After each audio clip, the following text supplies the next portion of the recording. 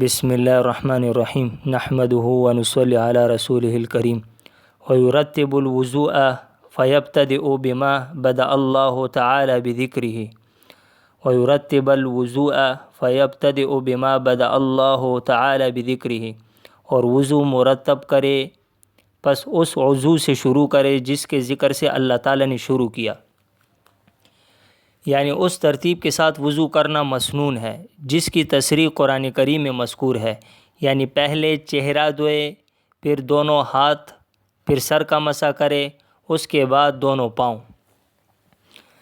حنفی و مالکیہ کے نزدیک وضو کے اعضاء مفروضہ کے درمیان ترتیب مسنون ہے، شافعیہ و حنابلہ کے نزدیک فرض ہے، یعنی امام ابو حنیفہ اور امام مالک کے نزدیک وضو کے اعضاء مفروضہ کے درمیان ترتیب مسنون ہے، اور امام شافعی اور امام احمد بن حنبل رحمۃ اللہ علیہ کے نزدیک فرض ہے۔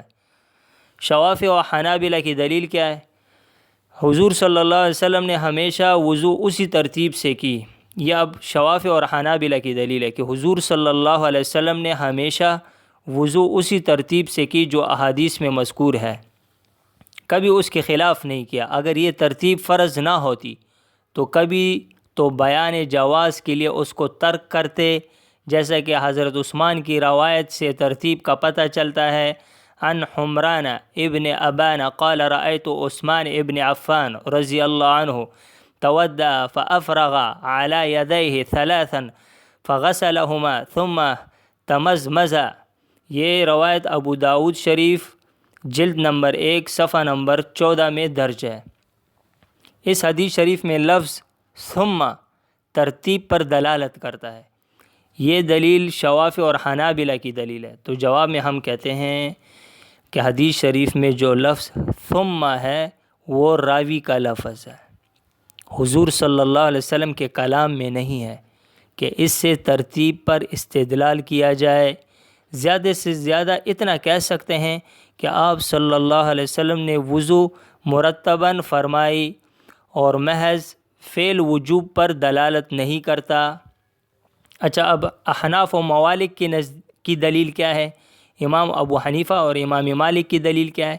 حضرت مقدام بن مادی کرب کی روایت ہے، اس کے الفاظ ہے ثم غسل ذراعیہ ثلاثا ثلاثا ثم تمزمز واستنشق ثلاثا ثم مسح برأسه۔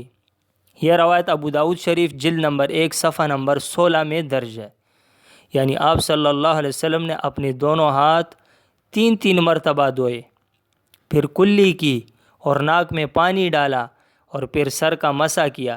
اس حدیث شریف سے معلوم ہوا کہ آپ صلی اللہ علیہ وسلم نے ہمیشہ ایک ہی ترتیب سے وضو نہیں فرمائی، اس لیے ترتیب فرض تو نہ ہوگی، مگر چونکہ آپ صلی اللہ علیہ وسلم نے قرآن کریم کی ذکر کردہ ترتیب کے ساتھ وضو فرمایا، اس لیے وضو میں ترتیب مسنون ہوگی۔